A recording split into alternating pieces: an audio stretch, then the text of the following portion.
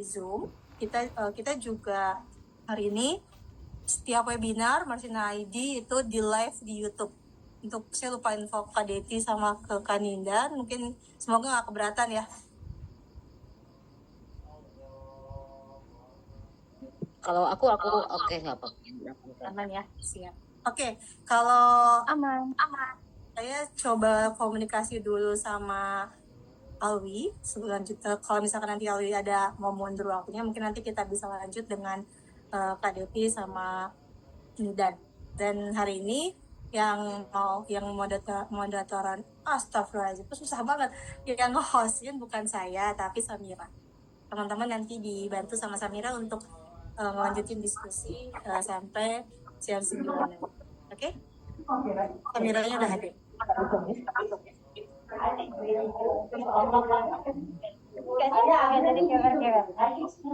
Oh, Bisa Indonesia tim. Oke.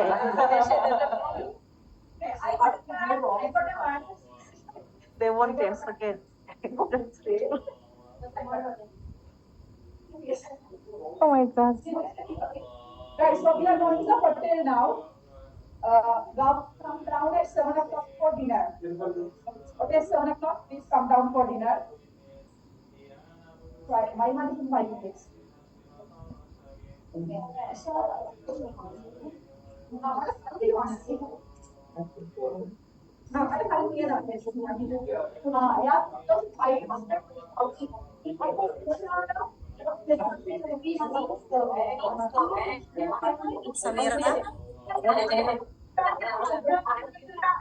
Samira udah oke? Sepertinya Ali masih belum bisa dihubungin, tapi kita bisa lanjut dulu setelah saya live di YouTube ya teman-teman. Aman.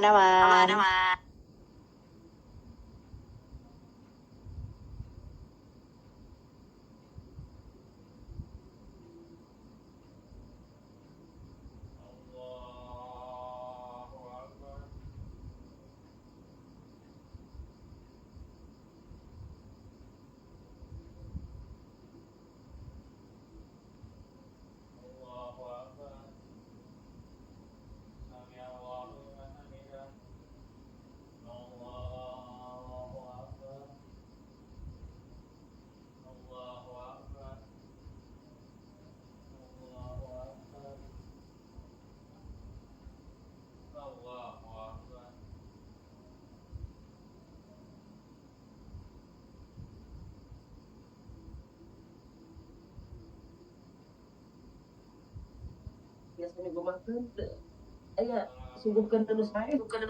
Sepertinya YouTube problem sinyal di saya, muter-muter terus.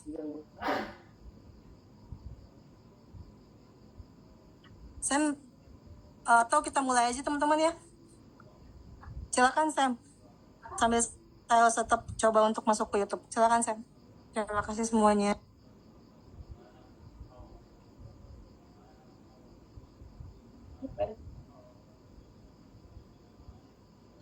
Halo semuanya, selamat malam. Mungkin di sini baru beberapa yang join, tapi karena mengingat waktunya sudah pukul 7.19, mungkin kita mulai saja.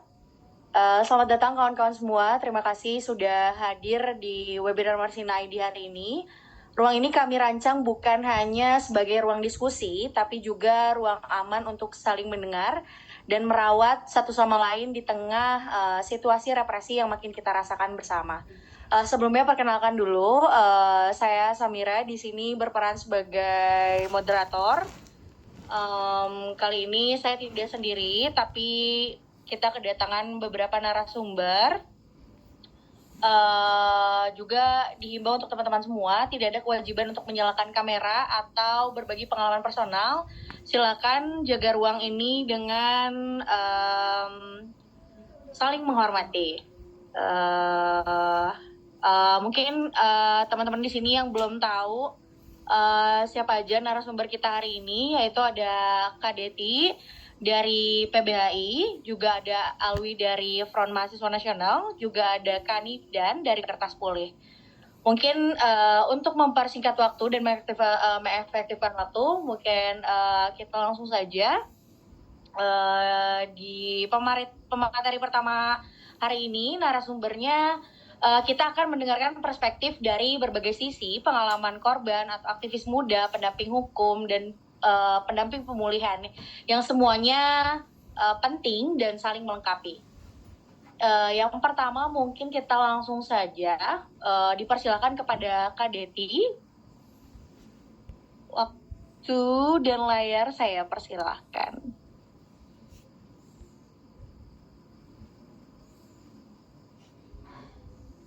Oke, halo, selamat malam kawan-kawan. Suaranya ada nggak Kak Samira?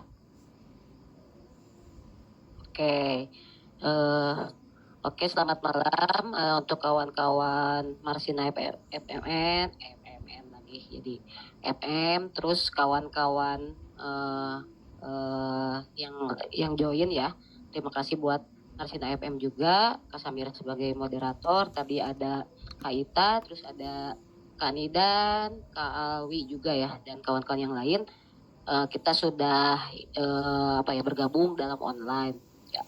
Oke, malam ini kita coba tadi untuk berdiskusi dan saling merawat, menjaga ruang aman di ruang Zoom online ini. Pertamanya aku memperkenalkan diri, aku Deti sebetulnya aku bergiat di PBHI, Perhimpunan Bantuan Hukum dan Hak Asasi Manusia wilayah Jawa Barat. Selain itu juga bergiat di kolektif isu gender atau feminis di rekan kita di Bandung. Selain itu untuk PBHI bergabung di tim advokasi Bandung Melawan yang sekarang atau lagi mendampingin isu dan kawan-kawan yang kemarin terkait demonstrasi Agustus September.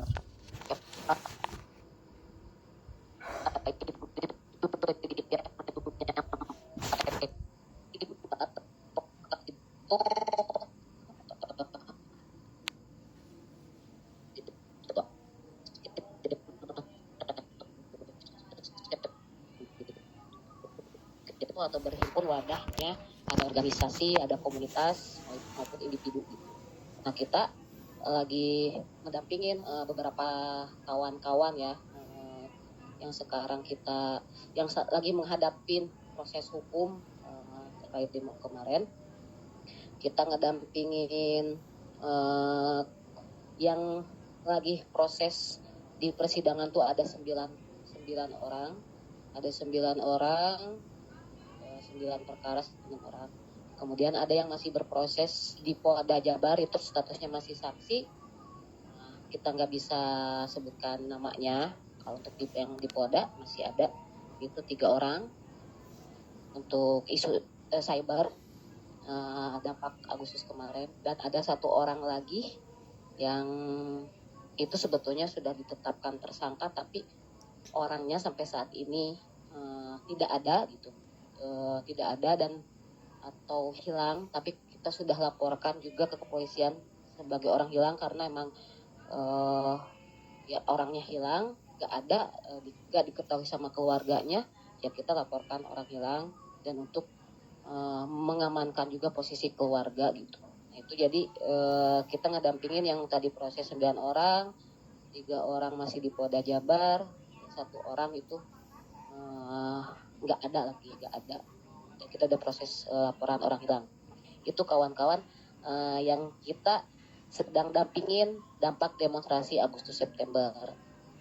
Sebetulnya ya aku ini teramanati oleh Marsina FM untuk menyampaikan beberapa hal gitu ya, yang dimana perlu menyampaikan beberapa hal terkait. Pertama aku akan nyampein pola kriminalisasi dan penangkapan terhadap warga atau rakyat ataupun pegiat atau aktivis gitu ya, yang sebetulnya nggak hanya demonstrasi Agustus September saja terjadi gitu ya. Kebetulan beberapa kali situasi protes ya aku sempat mendampingin, sempat juga apa ya, ada di situasi itu ya. Mulai kita tahulah ada situasi dulu Omnibus Law, RKUHP yang sekarang sudah disahkan, KUHP yang sudah disahkan, Undang-Undang TNI gitu. Banyak sekali gitu proses gelombang.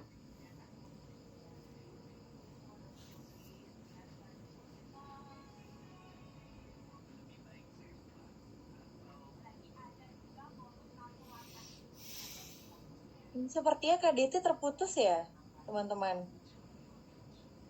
Apakah ada suaranya KDT-nya?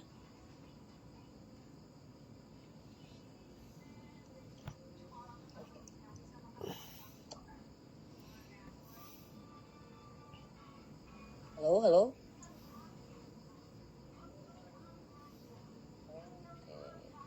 Tadi sempat hilang suaranya, coba diulang lagi Kak. Kita buka. Apa dilanjut aja? Halo? Di mananya Bi bagusinya Bi?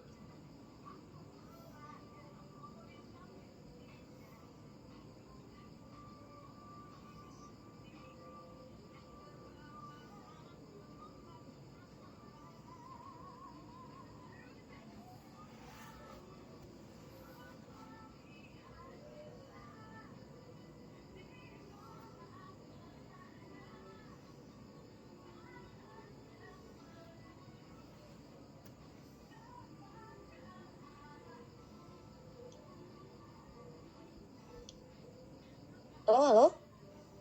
Maaf, halo. Ada lagi? Oke. Oke. Aku udah geser ya keluar kawan-kawan. Oke, maaf sebelumnya tadi terputus. Tadi sampai mana ya Kak Samira, maaf ini? Demonstrasi tidak hanya di September sampai Agustus sampai September. Oke. Ya. Karena kenapa ya aku penting menyampaikan ini biar kita kita bisa berdiskusi nanti terkait pola gitu ya. Siapa tahu kan ada yang luput dari aku juga, kawan-kawan bisa menyampaikan gitu. Nah karena di Indonesia sendiri gitu, di dalam kurun waktu dari 2018 sudah terjadi banyak bentuk atau gejolak publik protes terhadap pemerintah gitu ya, pemerintah ataupun negara. Nah itu sering kali terjadi kriminalisasi gitu. Selain itu juga ada di konteks perkara lain lah, di sektor lain gitu, mau itu perburuhan maupun petani, kemudian penggusuran gitu, itu sering kali terjadi kriminalisasi. Nah kalau untuk konteks kriminalisasi Agustus September ini pastinya yang lebih parah ya dibanding untuk konteks yang di Omnibus Law, kemudian Indonesia di korupsi, KUHP, KUHP, TNI ini yang lebih banyak gitu, dan karena situasi daruratnya juga kemarin kan lebih besar.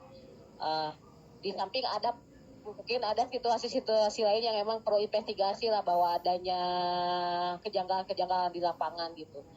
Nah, pola yang dilakukan menurutku sebenarnya masih sama ya, pola-pola penangkapan itu adanya penangkapan baik itu pas waktu demonstrasinya ataupun juga setelah demonstrasinya. Kalau untuk Agustus September ya, kemudian adanya penyiksaan itu selalu terjadi ya, gitu, dari kurun waktu tadi mau Omnibus Law, atau aku lupa tuh May Day juga ya di Bandung kan, itu sampai hampir 1.000 orang, 800 lah lebih orang ditangkepin gitu, tapi itu tidak terjadi kriminalisasi, orang ditangkap semalam disiksa gitu. Nah itu ada pola yang emang selalu atau dilakukan, itu tadi penangkapan di tempat, kemudian ada perburuan ataupun penyiksaan, itu kerap kali terjadi gitu, yang emang dilakukan oleh aparat Tapi kalau untuk kemarin Agustus September ini itu kayak puncaknya gitu, banyak sekali yang ditangkap karena kita tahulah Agustus September menjadi momen protes yang emang itu luapan kekecewaan publiknya lebih besar gitu, sehingga menjadi ada langsung atensi dari pusat gitu ya untuk menindak tegas gitu. Nah dari sana itu perburuan semakin meningkat di pasca demo Agustus September gitu. Jadi kalau aku mau nyampaikan ada pola yang emang sebenarnya pola-pola yang sama gitu dilakukan oleh negara lewat aparat tadi ditangkap di tempat ataupun setelahnya itu diburu kalau Agustus September, terus adanya penyiksaan kayak gitu. Cuman yang perlu aku sampaikan hal yang emang menarik dalam artian sikap dari publik atau warga saat ini itu menurutku lebih ada hal kepedulian dalam artian gini, aku kan dampingin dulu tuh di momen Omnibus Law, KUHP, RUU TNI, ataupun dulu pas di Bandung gitu yang waktu May Day 800 orang ditangkap itu tuh kan ada penyiksaan juga. Nah itu publik tuh kayak menganggap itu sudahlah, biarkan saja orang atau saya bebas kalau misalkan udah ditangkap semalam tapi penyiksaannya nggak kita usut, nggak kita tindak lanjuti gitu ya. Tapi untuk saat ini hal yang menariknya ada mulai kesadaran untuk mengungkap bahwa ada isu penyiksaannya nih. Nah ini ada isu penyiksaannya nih. Karena penting sekali untuk menyampaikan itu gitu. Karena di Bandung itu kita pas awal seingat kami Bandung pertama membicarakan hal penyiksaan gitu. Kenapa? Karena gini, kita itu harapannya kita mau mengkanter selain ini perlu digaungkan atau disampaikan kepada masyarakat luas, karena untuk Agustus September itu penggiringan narasi atau opini dari negara lewat kepolisian bahwa penyampaian bahwa yang demonstrasi Agustus September itu adalah perusuh, anarkis itu disamakan dengan perusuh gitu ya. Jadi si masa aksi yang ditangkap atau dikriminalisasi orang-orang yang dibiru itu udah dihakimi, udah di stigma sebelum dia masuk pengadilan gitu ya. Nah, kita ingin coba mengkantar bahwa nggak seharusnya menstigma gitu orang yang kemarin demo itu tuh anarkis, anarko gitu, nggak semua itu, dan anarkis itu nggak melulus soal kerusakan dan sebagainya. Nah ini penting juga kita untuk mengcounter itu dengan isu penyiksaan di Bandung sendiri itu menurutku secara narasi itu sempat kita bisa menangkan gitu. Karena apa? Karena kami menyaksikan sendiri atau langsung mengetahui Polda setelah adanya isu penyiksaan itu naik ke permukaan, Polda kebakaran jenggot juga ya untuk di Bandung nih. Polda kebakaran jenggot, kemudian melakukan counter narasi lagi gitu ya dari Poldanya sendiri, bahkan sampai ke tingkat Kapoldanya gitu, bahwa tidak terjadi penyiksaan dan sebagainya. Itu jadi kayak ada sesuatu yang emang mereka juga takut gitu kalau kita menyampaikan kebenaran gitu. Nah itu untuk polanya gitu. Jadi ada pola yang sebetulnya sama tapi lebih meningkat lagi nih negara gitu dengan segala macam kekuasaannya ya, kekuasaan anggaran, kekuasaan aparat, senjata gitu, itu semakin masif lagi, semakin represif lagi gitu. Polanya ditangkap, di tempat, diburu, disiksa, itu sama, nggak ada perubahan tapi lebih meningkat gitu kawan-kawan.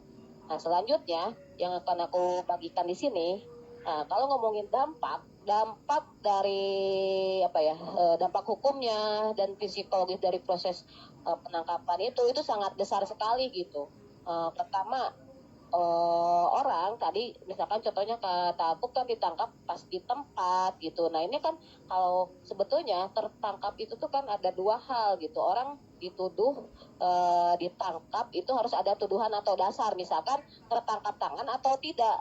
Misalkan kalau tertangkap tangan contohnya lagi ngelempar molotov itu wajar tertangkap tangan, nggak ada surat gitu polisi. Tapi kalau misalkan ini nggak ngapa-ngapain gitu terus pada ditangkepin, nah itu mereka nggak berdasar gitu, terus nggak disampaikan juga hak-hak gitu. Itu sama nih pola yang sama dilakukan aparat ketika menangkap orang itu nggak disampaikan.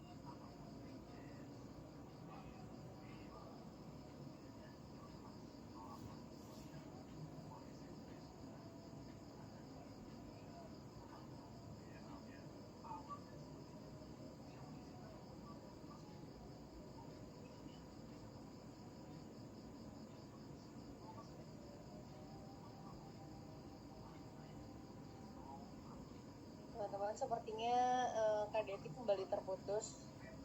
Mungkin ditunggu dulu ya.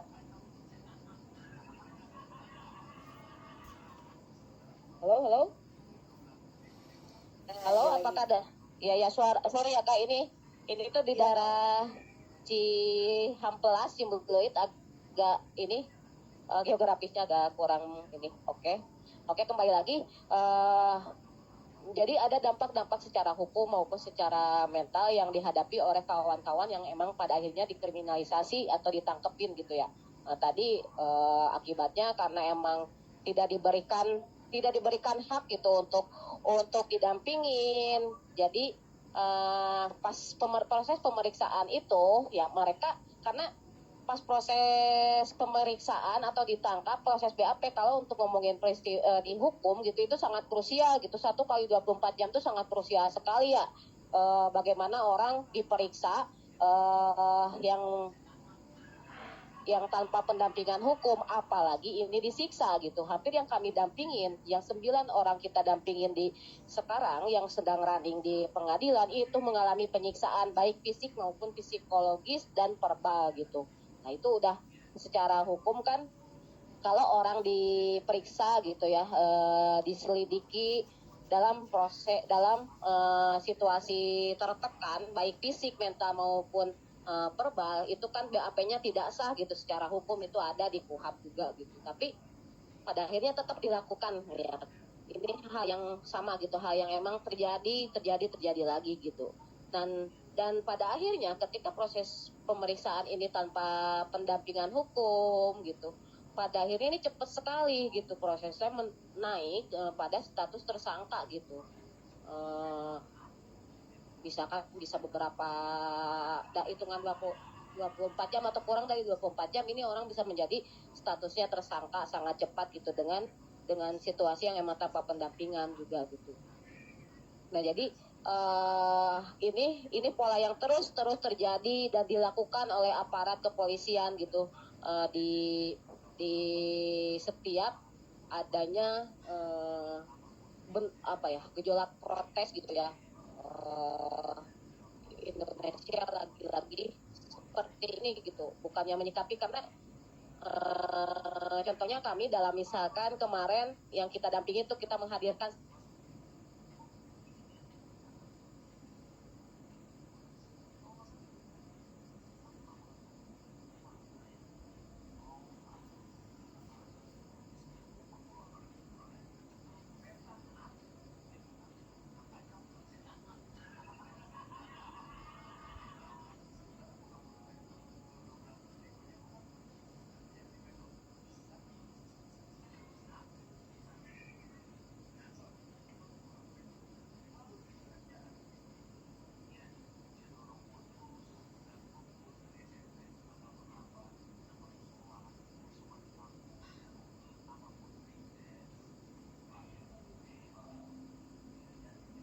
Sepertinya Kak Deti kembali terputus lagi. Halo Kak Deti, apakah masih ada di sini?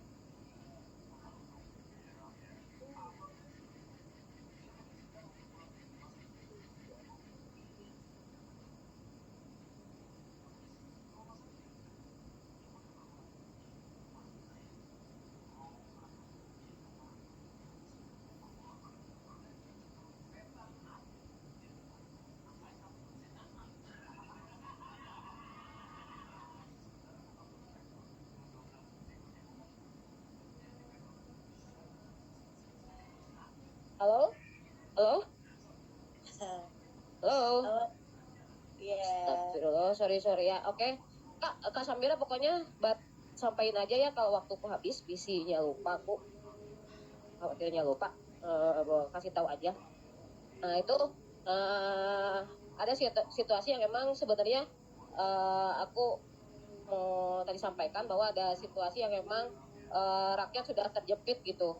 Ini sudah rangkaian bentuk-bentuk ketidakadilan, penindasan, himpitan hidup gitu secara struktural sehingga rakyat marah. Nah, itu yang seringkali dan atau didefinisikan oleh negara itu adalah sebuah ancaman gitu. Padahal yang kita tahu itu adalah bentuk partisipasi publik gitu.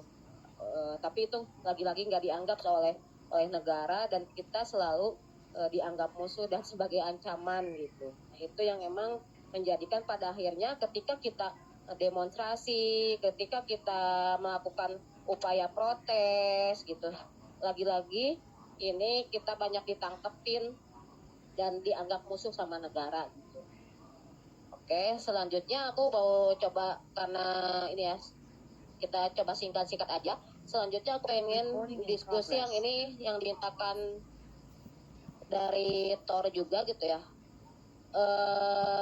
Ada poin di sini aku perlu menyampaikan juga kesalahan umum gerakan dalam menyikapi korban ya. Korban atau gerakan korban penangkapan. Kalau menurutku sih sebetulnya ini aku berbagi aja ya karena ini seringkali aku juga menemukan situasi ini nih. Seringkali kalau kita menyikapi korban penangkapan itu tuh semua orang panik gitu. Semua orang panik di lingkarannya, di komunitasnya itu menjadi panik, menjadi takut. Pada akhirnya orang mencar-mencar pergi kemana gitu ya. Nah, ini menurutku sikap yang sebetulnya perlu diubah kawan-kawan. Kalau misalkan kita tahu teman kita ditangkap atau komunitas atau kolektif atau organisasi kita ditangkap, ya kita harus kita harus berkumpul gitu untuk menyikapi ini seperti apa gitu. Karena kalau kita mencar-mencar, justru pertama secara secara prinsip kita justru mengikuti apa yang dimau oleh rejim negara gitu, yang pada akhirnya tadi aku bilang negara menganggap kita sebagai musuh gitu ya, ancaman. Nah, itu kan yang diinginkan, kita mencar-mencar, kita pada takut, kita pada panik gitu. Padahal justru kalau kita bergabung, bergabung itu kita bisa mencari solusi bersama gitu. Nah, itu pertama itu jangan mencar-mencar ya, sepengalaman aku nggak perlu mencar-mencar, takut pasti gitu, tapi kan kita juga harus tahu nih kalau ngomongin situasinya ketika ditangkap, sebetulnya di pihak aparat atau kepolisian juga udah pasti ada ini dulu tuh, ada landasan dalam artian dasarnya yang dituduhkan apa sih, belum tentu gitu kalau misalkan Deti ditangkap terus teman aku ditangkap tuh ada kaitannya gitu. Tapi harus lihat dulu tuh kan peristiwanya seperti apa. Nah, itu yang baiknya itu bergabung. Nah, yang itu kemarin kita lakukan di tim advokasi Bandung Melawan. Ada bagian dari kolektif atau organisasi yang itu ditangkap, ya kita mengajak tuh kolektif atau tim advokasi gitu ya. Contohnya yang kemarin 7 orang di Cemara itu kan dari teman-teman kertas pulih yang awalnya menyampaikan, kita berkonsolidasi sama teman-teman kertas pulihnya juga ikut bergabung untuk bersama-sama mengadvokasi kawan-kawan Cemara gitu. Nah, pada akhirnya menurutku ini salah satu upaya atau terobosan yang perlu kita lakukan, mengingat kita tahu bahwa advokat publik itu sedikit, organisasi bantuan hukum itu sedikit gitu, orangnya sedikit gitu, kita nggak ada anggaran dari negara gitu ya, kita biasanya kan kerja sukarela juga gitu. Nah, itu yang tim advokasi Bandung Melawan lakukan gitu, melakukan pembelaan HAM komunitas, orang-orang dilibatin yang bukan background hukum juga terlibat, sehingga dari sana kita bisa sharing pengalaman, pengetahuan bahwa mengadvokasi seperti apa gitu ya. Karena menurutku itu kita perlu latihan gitu. Keberanian itu perlu kita latih gitu. Yang sering aku lihat itu yang kalau kita ngomongin kekeliruan misalkan dalam merespon tuh tadi orang mencar-mencar takut gitu, ini itu tidak terjadi hanya di masyarakat umum gitu ya. Masyarakat umum menurutku ini wajar karena kan masyarakat umum atau warga umum tuh belum terbiasa diskusi, tahu haknya tuh belum seutuhnya gitu. Tapi kalau misalkan teman-teman yang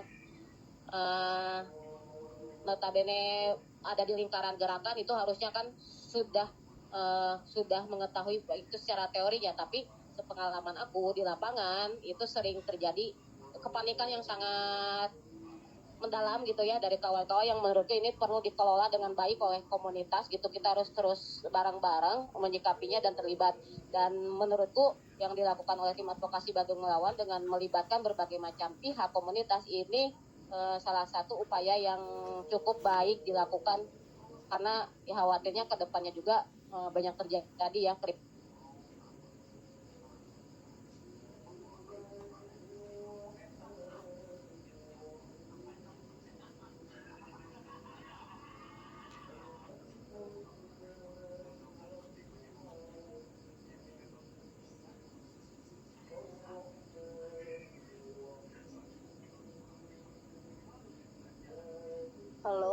Halo Kak Deti.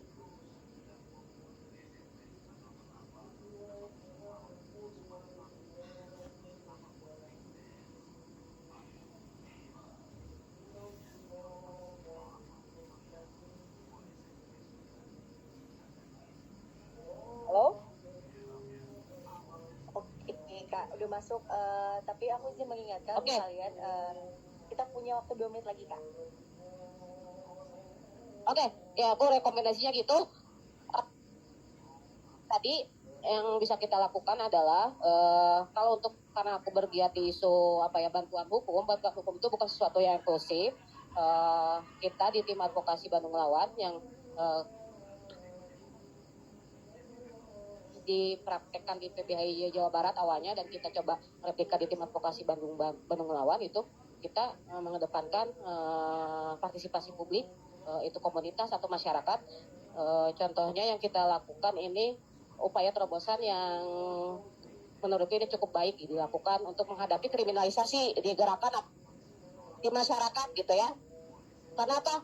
Jadi tidak mendefinisikan hukum itu sesuatu yang emang formalistik gitu, tetapi marwah atau perjuangannya itu ya hukum itu sesuatu yang emang bisa siapapun ikut gabung gitu, dimana kita punya kepedulian pada isu HAM dan sebagainya, orang bisa gitu. Contohnya nggak punya background hukum bisa mendampingin BAP, bahkan kemarin kita juga bisa beracara gitu di pengadilan. Nah itu untuk merespon situasi terbatas gitu, untuk melakukan upaya-upaya terobosan hal yang baik untuk dilakukan gitu.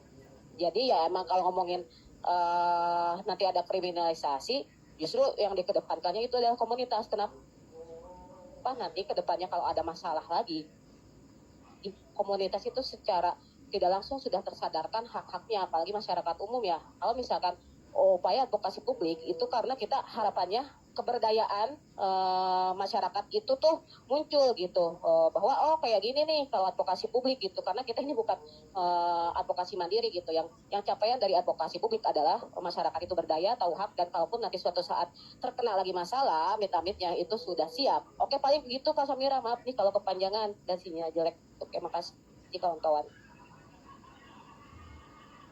Oke, baik. Terima kasih kepada Kak Deti. Mungkin teman-teman juga bisa belajar dari apa yang dihadapi oleh Kak Deti selama mendampingi para korban yang mungkin yang kita takuti sekarang adalah penangkapan semena-mena dari aparat yang mungkin bisa merugikan kita semua gitu, menjadi ketakutan bagi seluruh aktivis pada saat ini. Oke, mungkin selanjutnya Kak Alwi apakah sudah hadir di sini? Sudah. Oke, baik. Ya. Oke. Aman. Keren Kak. Oke. Mungkin kali ini Kak Alwi akan membawakan pengalaman represi mungkin yang pernah dijalani saat ini, mungkin juga sangat mempengaruhi keberanian dan keberlanjutan kader muda gitu ya. Kak Alwi akan berbagi bagaimana realitas ini dirasakan generasi muda hari ini. Mungkin bisa dibagikan oleh Kak Alwi. Langsung saja Kak Alwi, waktu dan layar saya persilakan.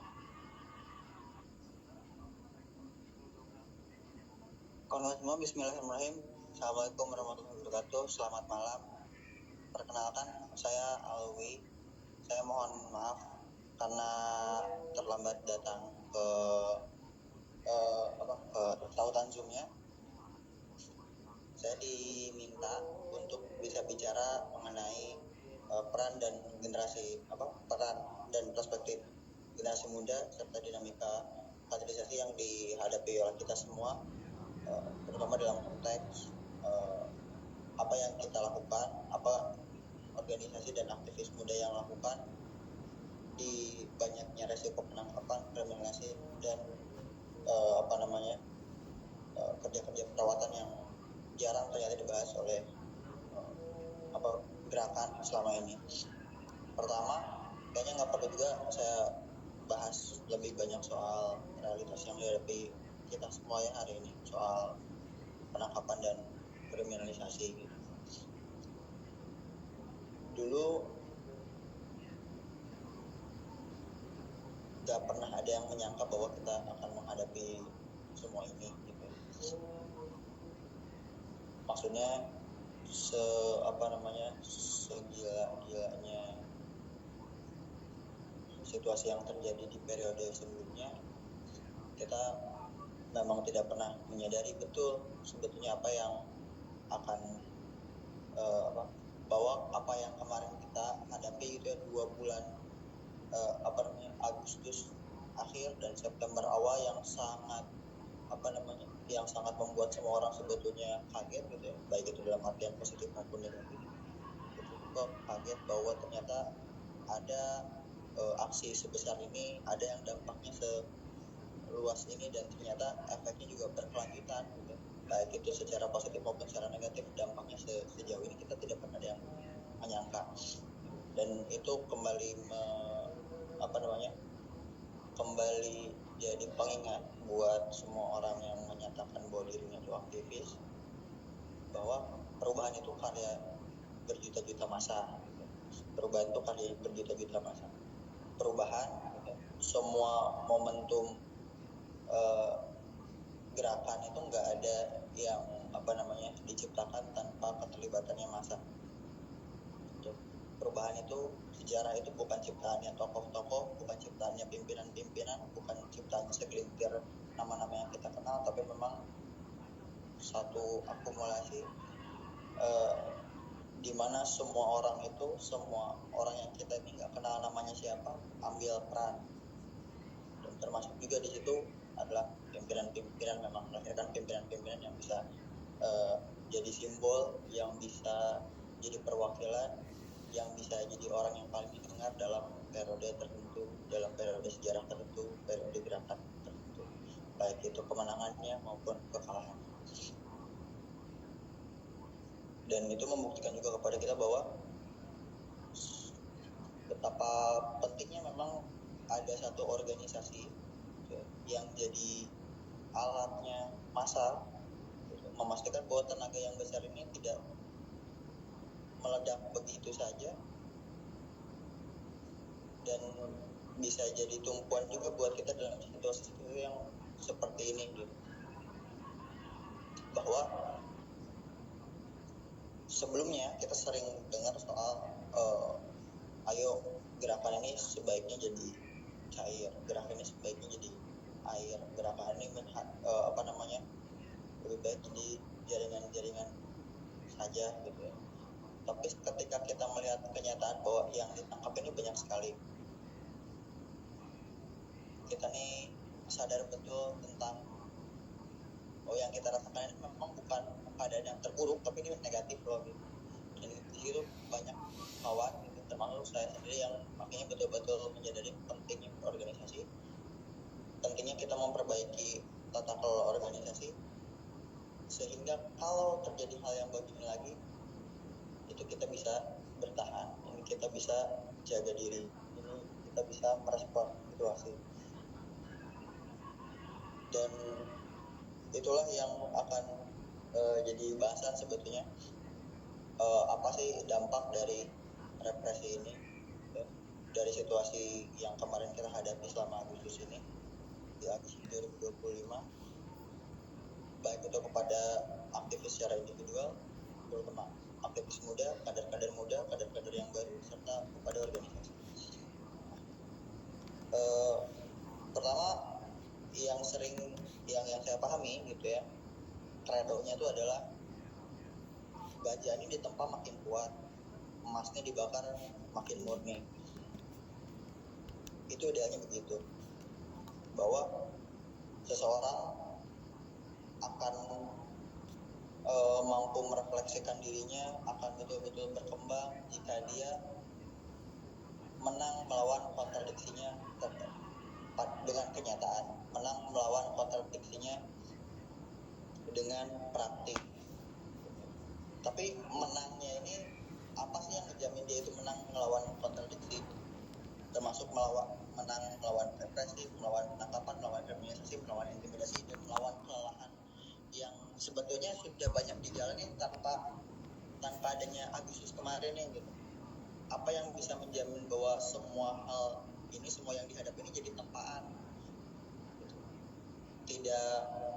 Tidak diterima sebagai satu hal yang merusak, dan itu mau nggak mau memang harus ada perawatan, harus ada solidaritas, harus ada satu organisasi yang memang sadar betul dirinya ini bukan cuma wadah bergerak, tapi wadah yang memastikan sampai perubahan itu bisa dilakukan, sampai semua masa itu bisa dapat momentum untuk ambil bagian di dalam perubahan gitu. Kerjaan kita ini panjang dan kita harus siap. Dan di sini penting juga untuk kita otokritik bahwa sebagaimana kita punya kredo yang demikian gitu ya, jelek atau buruk ya memang itu yang kita pahami gitu ya, banyak yang kawan pahami demikian, bahwa masih menganggap dengan sangat naif bahwa ya semua tepan itu akan memperkuat kita, sebagaimana baja sebagaimana tepan memperkuat baja, sebagaimana api itu memurnikan emas. Tapi kan banyak situasinya ternyata tidak begitu gitu. Banyak kawan yang ketika dapat tepan yang begitu kuat tanpa adanya persiapan yang pantas sebelumnya, malah itu bikin mereka trauma. Ketika mendapatkan represi yang begitu keras tanpa persiapan yang baik, itu malah membahayakan mereka, karena ketika ditangkap ya sudah kagak bebas-bebas lagi gitu. Ini kawan seorganisasi saya aja, Bung Tommy gitu ya, Tommy Wirya dari Denpasar, dari Bali, dia anggota FMN yang memang terlatih betul soal-soal keamanan, dan jadi jadi kawan buat banyak sekali organisasi gerakan di Bali aja sekarang ini ditangkap, padahal dia ini setahu saya orangnya disiplin betul soal yang beginian. Dia ditangkap dan akhirnya kita semua ini masih dan kita semua tahu kita semua menerima banyak sekali surat dari dia bahwa dia ini lelah, bahwa dia ini capek. Dan maka di situ kami juga merefleksikan kembali sebetulnya apa sih ini soal menempa baja, apa sih ini soal membakar emas, apa sih soal yang demikian, banyak hal-hal lain yang mengglorifikasi kelelahan dan pengorbanan diri. Kalau nggak punya persiapan organisasional soal itu, mau nggak mau organisasi ini sebagai sebuah sistem dan harus siap untuk pertama gitu, untuk bisa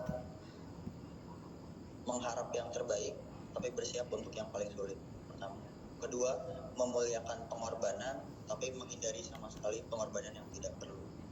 Dan ketiga gitu ya, betul-betul bersiap sikap sebagai kawan gitu ya, bagi kawan dan juga masyarakat. Nah, dari 3 poin tadi gitu ya, tiga hal yang yang sebetulnya kalau di FMN ya, karena saya ini anak FMN, di FM ini sering dibilang terus seperti itu. Pertama soal tidak ada perjuangan tanpa pengorbanan, tapi kita harus menghindari pengorbanan yang tidak perlu. Saya rasa jadi hal yang sangat tepat buat kami gitu ya, termasuk juga dalam kasusnya yang kami hadapi sekarang, dua anggota yang memang posisinya penting sekarang sedang ditangkap. Dan kami menyadari betul bahwa ini memang pengorbanan dan nggak mungkin cuma jadi kegagalan gitu ya. Kalau bagi kami karena apa namanya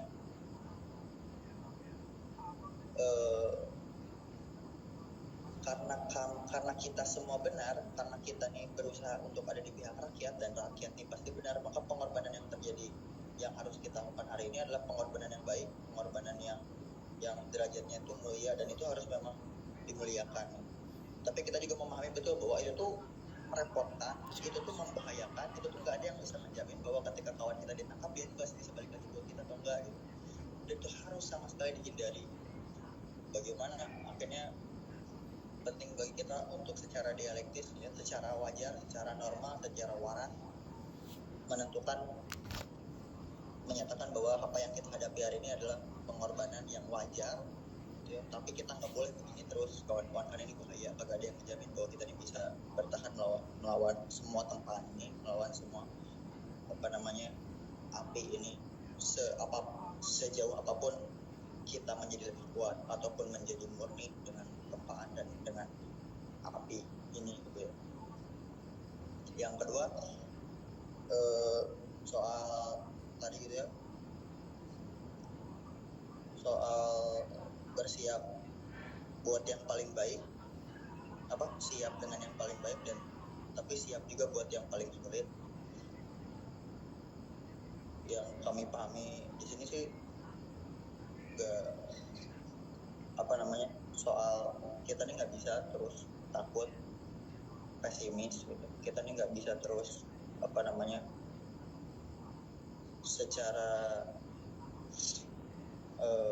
secara empiris bilang bahwa kita ini kayaknya bakal kalah terus deh. Karena pengalaman itu membuktikan kemarin aja misalkan Agustus gitu, bisa kok gitu, banyak eskalasi yang besar, banyak capaian-capaian yang besar yang memang nggak bisa kita bayangkan sebelumnya kalau memang kita nggak berpraktik, kalau kita memang nggak maksain untuk terjadi gitu. Kita nih nggak bisa terus-terusan suuzon gitu ya bahwa banyak yang nggak bisa kita capai. Karena kemarin itu Agustus itu sebetulnya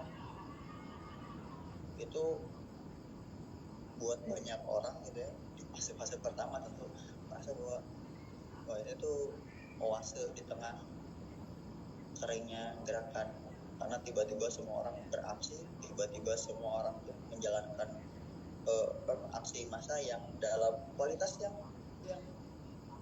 nggak pernah dilakukan sebelumnya, dengan tinggi kualitas yang tidak pernah dilakukan sebelumnya di bulan-bulan lalu, di tahun-tahun sebelumnya. Dan itu kan bersiap untuk yang paling baik ya itulah yang paling baik yang bisa dilakukan, yang bisa kita temui gitu.